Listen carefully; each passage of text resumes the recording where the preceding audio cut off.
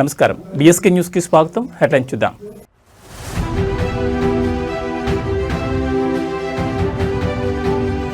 జనవరి 8న AP cabinet భేటీ, కీలక నిర్ణయాలు తీసుకునే ఛాన్స్.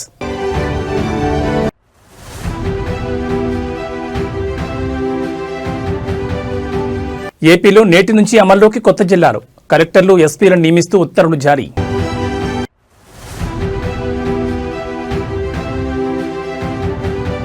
న్యూ ఇయర్ వేడుకలపై కఠిన ఆంక్షలు, తప్పు చేస్తే జైలే, సిపి సజ్జనార్ వార్నింగ్.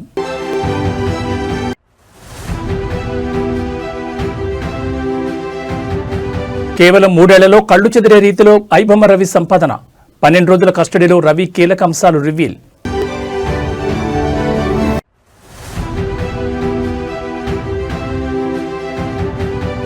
కిటకిటలాడుతున్న వనం, ముందస్తు మొక్కుల్లో మేడారం భక్తులు. ఇక డీటెయిల్స్ చూస్తే కొత్త సంవత్సరంలో ఏపీ మంత్రి మండలి సమావేశం తేదీ ఖరారైంది. జనవరి 8న ఏపీ కేబినెట్ భేటీ జరగనుంది. ముఖ్యమంత్రి చంద్రబాబు అధ్యక్షతన ఉదయం 10:30 గంటలకు సమావేశం జరగనుంది. ఈ సమావేశంలో చర్చించాల్సిన అంశాలకు సంబంధించి ఆయా శాఖలు తమ ప్రతిపాదనలను జనవరి 6వ తేదీ సాయంత్రం 4 గంటలలోపు సమర్పించాలని మెమో జారీ చేశారు. నిర్ణీత గడువులోగా ప్రతిపాదనలు అందజేయాలని అధికారులకు సూచించారు. కేబినెట్ సమావేశంలో కీలక నిర్ణయాలు తీసుకునే అవకాశం ఉండడంతో శాఖల నుంచి వచ్చే ప్రతిపాదనలపై ప్రభుత్వం దృష్టి సారించినట్టు తెలుస్తోంది. గత సమావేశాల్లో అమలు చేసిన పథకాలపై సమీక్ష, భవిష్యత్ పెట్టుబడుల ప్రణాళికలు, ప్రధాన సదుపాయాల అభివృద్ధి, విద్య, రోడ్లు, రవాణా, పెట్టుబడుల ప్రోత్సాహం వంటి అంశాలపై ఈ సమావేశంలో చర్చించే అవకాశం ఉన్నట్టు తెలుస్తోంది. విభాగాల ప్రతిపాదనల ఆధారంగా కేబినెట్ సమావేశంలో ముఖ్య నిర్ణయాలు తీసుకునే ఛాన్స్ ఉన్నట్లు సమాచారం. కొత్త ప్రాజెక్టుల అనుమతులు, కీలక పదవుల నియామకాలు తదితర అంశాలపై సమావేశంలో చర్చించి నిర్ణయం తీసుకునే అవకాశం ఉన్నట్టు తెలుస్తోంది.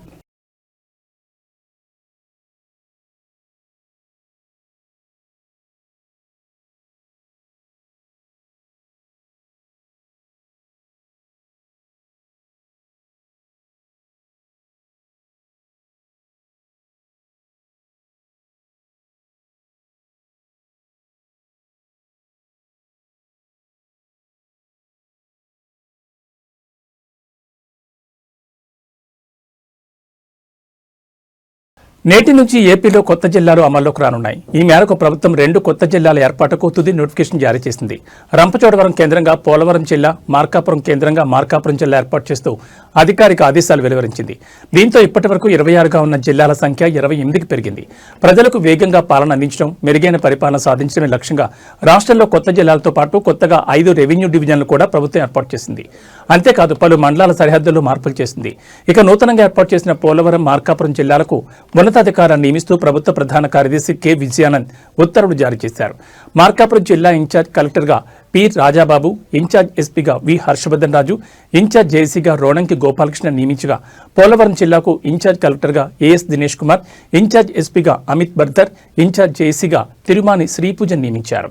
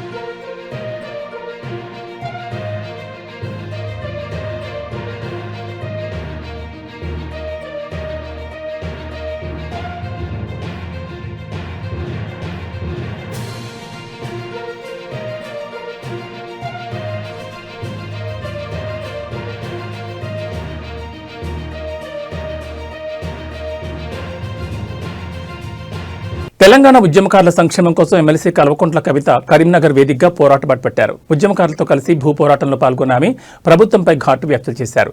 తెలంగాణ సాధన కోసం ప్రాణాలకు తెగించి కొట్లాడిన ఉద్యమకారులకు ప్రభుత్వం ఇస్తామన్న 250 గజాల నివాస స్థలాన్ని వెంటనే కేటాయించాలని డిమాండ్ చేశారు. ఈ సందర్భంగా కవిత మాట్లాడుతూ మనం కొట్లాడితేనే తెలంగాణ వచ్చింది, ఇప్పుడు మన హక్కుల కోసం కూడా కొట్లాడాల్సింది, ఎక్కడికక్కడ భూములను ఆక్రమించుకోవాలని ఉద్యమకారులు పిలుపునిచ్చారు. మళ్లీ కమిటీల పేరుతో కాంగ్రెస్ ప్రభుత్వం కాలయాపన చేస్తే ఊరుకునేది లేదని హెచ్చరించారు. ఎన్నికల సమయంలో ఇచ్చిన హామీలను నెరవేర్చే వరకు తాము విశ్రమించబోమని, ఉద్యమకారుల పక్షాన్ని నిలబడి పోరాటం కొనసాగిస్తామని ఆమె స్పష్టం చేశారు. తెలంగాణ అందరికీ నమస్కారం. ఇవాళ తెలంగాణ వ్యాప్తంగా మంచిగా లేదా? ఓకే. జై తెలంగాణ. ఇవాళ తెలంగాణ వ్యాప్తంగా ఉన్నటువంటి అందరు ఉద్యమకారులు ప్రతి జిల్లాలో కూడా మరి ఉద్యమకారులు ఫోరంగా ఏర్పడి వారి యొక్క డిమాండ్లను ప్రధానంగా ప్రభుత్వం ముందు పెడుతున్నారు. ఇవాళ కాంగ్రెస్ ప్రభుత్వం ఏదైతే 250 గజాల భూమి ఇస్తానని వాగ్దానం చేసిందో, ఏదైతే ఉద్యమకారులందరినీ గుర్తించి పెన్షన్ ఇస్తానని వాగ్దానం చేసిందో, ఏదైతే ఉద్యమకారుల సంక్షేమ బోర్డు పెడతామని చెప్పి వాగ్దానం చేసిందో, ఇవన్నీ కూడా ఖచ్చితంగా చేయాలి అనేటటువంటి ఒక డిమాండ్తోని ఇవాళ కరీంనగర్ ఉద్యమకారుల ఫోరం తరఫున కరీంనగర్ పట్టణంలో మరి దాదాపు 5 ఎకరాల భూమి, ఇక్కడ ప్రభుత్వ భూమి ఉంటే ఆ ప్రభుత్వ భూమిని మానకొండూరులో మేము ఇవాళ ఆక్రమించుకోవడం జరిగింది. ఆక్రమించుకోవడం అనేటటువంటి పదం కావాలనే నేను వాడుతున్నా. ఎందుకంటే ఈ భూమి తెచ్చిందే, ఈ భూమి కొట్లాడి తీసుకొచ్చిందే, తెలంగాణ కొట్లాడి తీసుకొచ్చిందే ఉద్యమకారులు. మరి వారికి ఇచ్చినటువంటి మాటను కూడా నిలబెట్టుకోకపోతే ప్రభుత్వం కంప్లీట్గా ఫెయిల్యూర్ అని అర్థం. మీరు ఫెయిల్ అయింది కాబట్టి, మీరు భూములు ఇస్తలేరు కాబట్టి మేము ప్రజల పక్షాన్ని నిలబడి మీ భూములను వారికి ఇవ్వబోతా ఉన్నాం.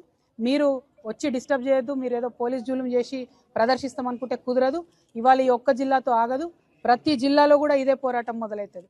హైదరాబాద్, రంగారెడ్డితో సహా ప్రతి జిల్లాలో భూములను ఆల్రెడీ మేము ఐడెంటిఫై చేసినాం.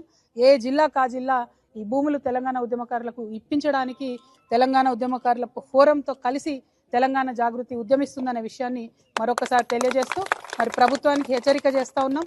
మీరు తొందరగా నిర్ణయం తీసుకోండి. జనవరి 26 అన్నారు, డిసెంబర్ 9 అన్నారు, మళ్ళీ మాటికి డేట్ పెంచుకుంటూ పోతున్నారు తప్పితే ఇంకోటి లేదు. కమిటీలు కాదు, చేసిన కాలయాపన చాలు. తొందరగా ఉద్యమకారులకు భూమి ఏర్పాటు చేయవలసిందిగా డిమాండ్ చేస్తున్నాను. Thank you. జై తెలంగాణ, జై జాగృతి, ఉద్యమకారుల ఐక్యత.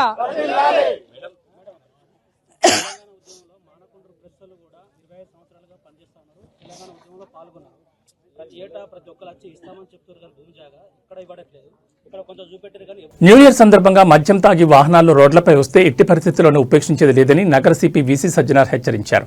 నగరంలో 120 ప్రాంతాల్లో ఈ రోజు రాత్రి ప్రత్యేక డ్రంక్ అండ్ డ్రైవ్ తనిఖీలు ఉంటాయన్నారు. జనవరి మొదటి వారమంతా ఈ స్పెషల్ డ్రైవ్ కొనసాగుతుందన్నారు. మద్యం సేవించి పట్టుబడితే భారీ జరిమానా, వాహనాల సీజుతో పాటు జైలు శిక్ష, డ్రైవింగ్ లైసెన్స్ రద్దు చేస్తామని వార్నింగ్ ఇచ్చారు. ర్యాష్ డ్రైవింగ్, ట్రిపుల్ రైడింగ్, బహిరంగ ప్రదేశాల్లో న్యూసెన్స్ చేసే వారిపై కఠిన చర్య ఉంటాయన్నారు. మద్యం సేవించిన వారు డ్రైవింగ్ చేయకుండా క్యాబ్ లేదా డ్రైవర్లను ఆశ్రయించాలని సూచించారు.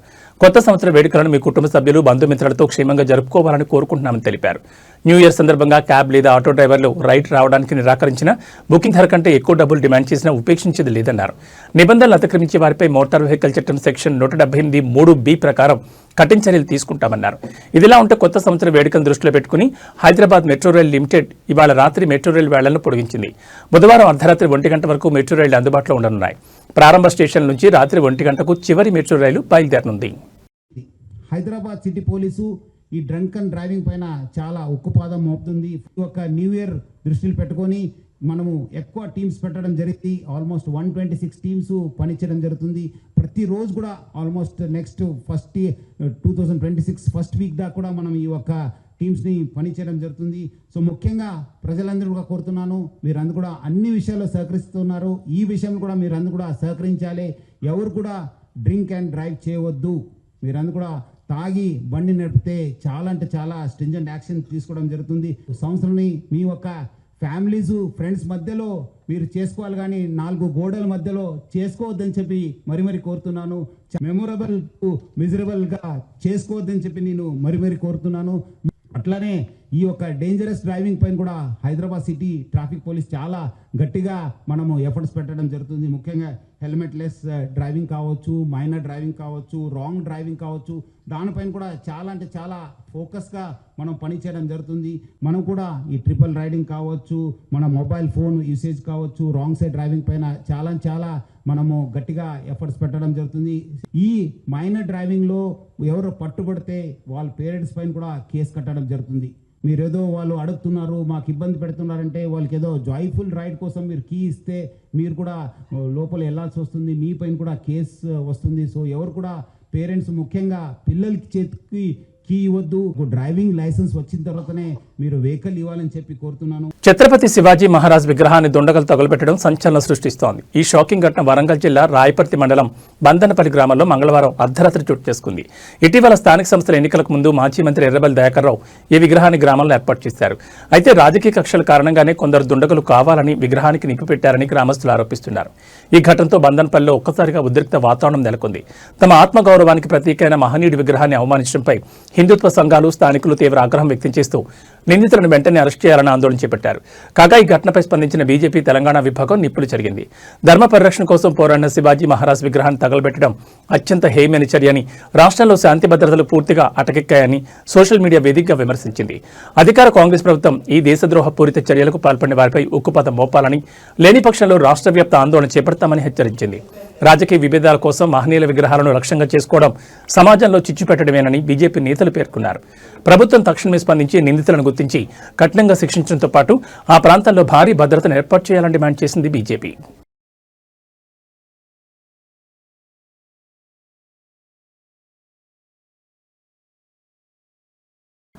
ఐబొమ్మ రవి కస్టడీ రిపోర్ట్ వెలుగులోకి వచ్చింది. 12 రోజుల కస్టడీలో రవి కీలక అంశాలు రివీల్ చేశారు. సినిమాలను 2 రకాలుగా కొనుగోలు చేసినట్లు పోలీసులు తెలిపారు. క్యామ్ కార్డర్ ప్రింట్కు ఒక ధర, హెచ్డి ప్రింట్కు మరో ధర చెల్లించినట్టు వెల్లడించారు. ఒక్కో క్యామ్ కార్డర్ ప్రింట్ సినిమాకు $100, హెచ్డి ప్రింట్ సినిమాకు $200 చెల్లించినట్టు తెలిపారు. మొత్తం రవి బ్యాంక్ ఖాతాలకు 13.40 కోట్లు వచ్చినట్లు గుర్తించారు. ఇందులో బెట్టింగ్ యాప్స్ ప్రమోషన్ ద్వారా 1.58 కోట్లు వచ్చినట్లు పేర్కొన్నారు. ఈ డబ్బుల నుంచి రవి సోదరి చంద్రికకు 90 లక్షల వరకు పంపించారు. లావాదేవీలన్నీ డాలర్ల రూపంలోనే చెల్లించారు. కొంతకాలం కుకట్పల్లి నుంచి వ్యవహారం నడిపిన రవి డబ్బులు అధికంగా రావడంతో జలసాల కోసం ఇతర దేశాలకు వెళ్లినట్లు పోలీసులు నిర్ధారించారు. ఒక్కో కేసులో 4 రోజులు చొప్పున 3 కేసుల్లో 12 రోజుల పాటు పోలీసులు ఐబొమ్మ రవిని పోలీసులు విచారించారు. విచారణ సందర్భంగా రవి మీడియాతో మాట్లాడుతూ తన మీద పెట్టిన కేసులన్నీ ఫాల్స్ అన్నారు. ఏదైనా కోర్టులోనే తేల్చుకుంటానంటూ తెలిపారు. సరైన సమయంలో వాస్తవాలు బయటపెడతానంటూ కోర్టు ఆవరణలో పేర్కొన్నారు.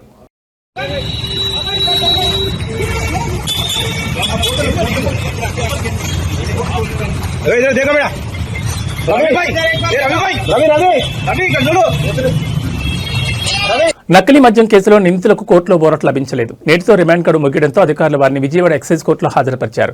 తదుపరి విచారణ నిమిత్తం వారి రిమాండ్ పొడిగించాలని అధికారులు న్యాయస్థానాన్ని కోరారు. ఈ మేరకు పిటిషన్ దాఖలు చేశారు. పిటిషన్ విచారించిన కోర్టు అధికారుల వినతిపై సానుకూలత వ్యక్తం చేసింది. రిమాండ్ గడువును పొడిగించేందుకు అంగీకరించింది. జనవరి 12 వరకు నిందితుల రిమాండ్కు అనుమతిచ్చింది. దీంతో జోగి రమేష్ సోదరులతో పాటు కేసులోని ఇతర నిందితుల రిమాండ్ గడువు ముందుకు పొడిగించడం జరిగింది.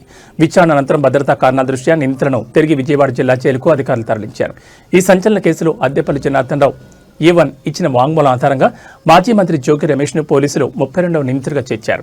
గత ప్రభుత్వ హయాంలో జోగి రమేష్ ప్రోద్బలంతోనే ఇబ్రహీంపట్నం, తంబళ్లపల్లి ప్రాంతాల్లో నకిలీ మద్యం తయారీ కేంద్రాలను నిర్వహించినట్లు అభియోగాలున్నాయి. అంతేకాకుండా కూటమి ప్రభుత్వానికి చెడ్డ పేరు తీసుకురావడానికి ఈ నకిలీ మద్యం మాఫియా ప్లాన్ చేసిందని, ఇందుకు జోగి రమేష్ భారీగా ఆర్థిక సహాయం చేస్తారని హామీ ఇచ్చారని దర్యాప్తు సంస్థ ఆరోపిస్తోంది. ఇప్పటికే ఈ కేసులో పలువురు నిందితుల బెయిల్ పిటిషన్ను కోర్టు తిరస్కరించగా లోతైన విచారణ కోసం పోలీసులు వీరిని కస్టడీలోకి తీసుకుని విచారించే ప్రక్రియను కూడా కొనసాగిస్తున్నారు.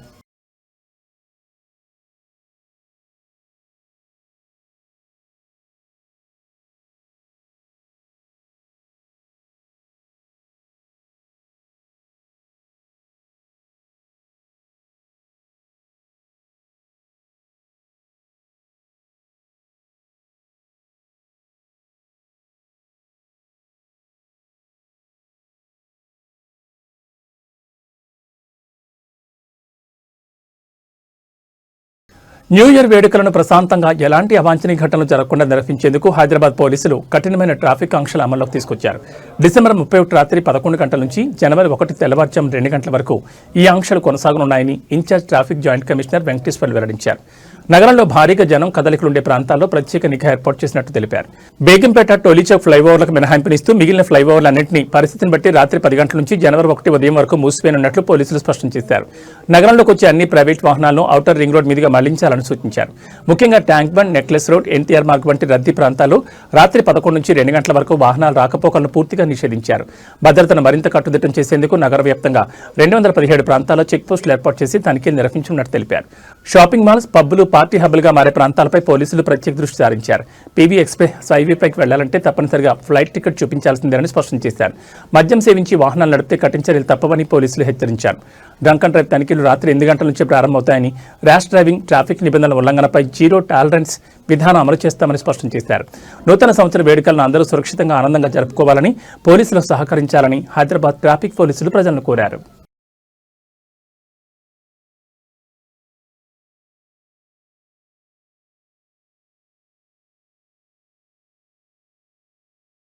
ములుగు జిల్లాలోని మేడారం అప్పుడే ఆధ్యాత్మిక శోభను సంతరించుకుంది. వచ్చే నెల 28 నుంచి 4 రోజుల పాటు జరిగే సమ్మక్క సారలమ్మ మహాజాతరకు ముందే భక్తులు మేడారానికి క్యూ కడుతున్నారు.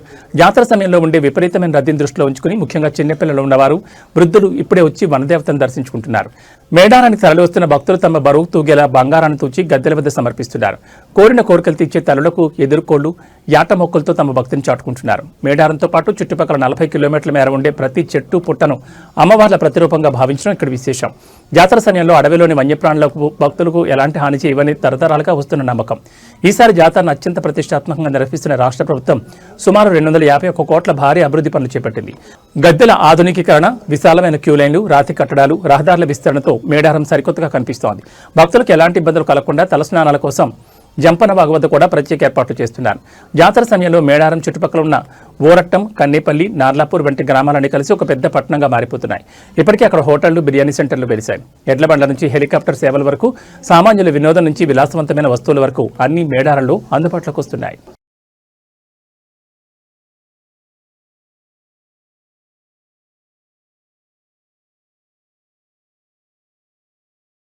అన్నమయ్య జిల్లా కేంద్రంగా రాయచోటిని కొనసాగించాలనే డిమాండ్తో రాయచోటి ప్రజలు రోడ్డెక్కారు. వైసీపీ మాజీ ఎమ్మెల్యే గడికోట శ్రీకాంత్ రెడ్డి ఆధ్వర్యంలో నిర్వహించిన ఆత్మకోశ ర్యాలీకి జనం భారీగా తరలివచ్చారు. జిల్లా కేంద్రం మార్పుపై జరుగుతున్న ప్రచారాన్ని వ్యతిరేకిస్తూ శాంతియుత పద్ధతిలో ఈ నిరసన కార్యక్రమం చేపట్టారు. ర్యాలీ పొడవునా మదనపల్లి వద్దు, రాయచోటి ముద్దు అనే నినాదాలు మిన్నంటాయి. ఈ సందర్భంగా శ్రీకాంత్ రెడ్డి మాట్లాడుతూ రాయచోటి అన్ని రకాలుగా జిల్లా కేంద్రానికి అర్హమైందని, ప్రజల సెంటిమెంట్తో ప్రభుత్వం ఆడుకోవద్దని హెచ్చరించారు. వేలాది మంది ప్రజలు, యువకులు, మహిళలు ఈ ర్యాలీలో పాల్గొని జిల్లా కేంద్రం విషయంలో తమ నిబద్ధతను చాటారు.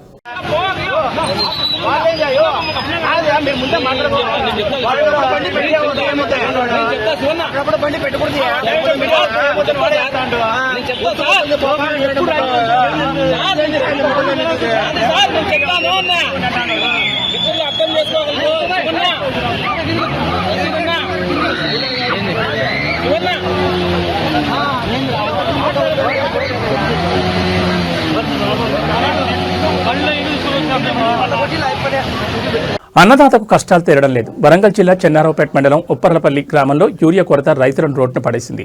ఎరువుల కోసం రైతు వేదిక వద్ద రైతులు తెల్లవారుజాము నుంచి, మరికొందరు రాత్రంతా చలిలోనే జాగరణ చేస్తూ క్యూలైన్లో వేచి చూస్తున్నారు. ప్రస్తుతం గడ్డకట్టే చలి ఉన్నప్పటికీ పంటను కాపాడుకోవాలనే ఆరాటంతో వృద్ధులు, మహిళా రైతులు సైతం చెప్పులను క్యూలైన్లో ఉంచి వేచి ఉండడం అక్కడి పరిస్థితికి అద్దం పడుతోంది. మహిళా రైతులు చలిలో తీవ్ర ఇబ్బందులు పడుతున్నారు. ప్రభుత్వం ఎరువుల సరఫరా పెంచాలని, ఇలాంటి ఇబ్బందులు కలగకుండా చర్యలు తీసుకోవాలని రైతులు కన్నీటి పర్యంతమవుతున్నారు.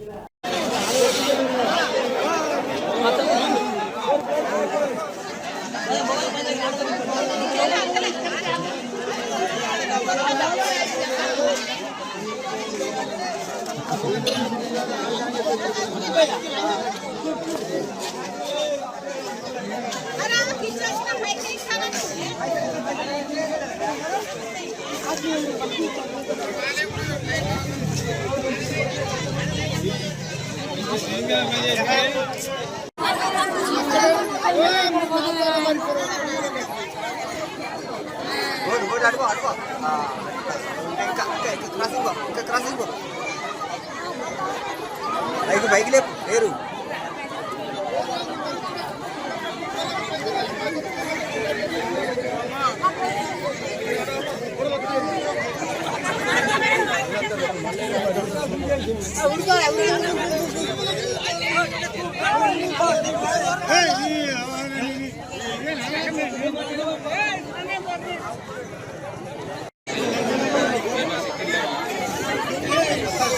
ప్రపంచ యాత్రికుడు యూట్యూబర్ అన్వేష్ కు షాకుల మీద షాకులు తగులుతున్నాయి. ఇప్పటికే సీతపై అనుచిత వ్యాఖ్యలు చేశాడంటూ అన్వేష్ పై కేసు నమోదవగా తాజాగా మరో కేసు నమోదైంది.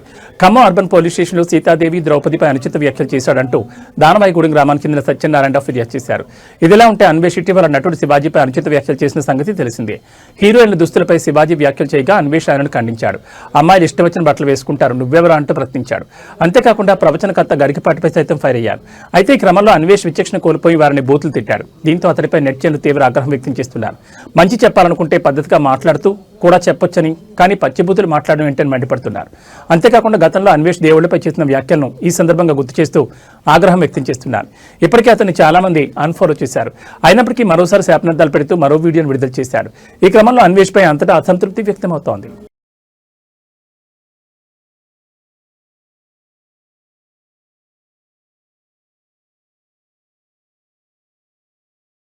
ఇవి బులెటిన్ విశేషాలు. మరో బులెటిన్లో మళ్ళీ కలుసుకుందాం. నమస్కారం.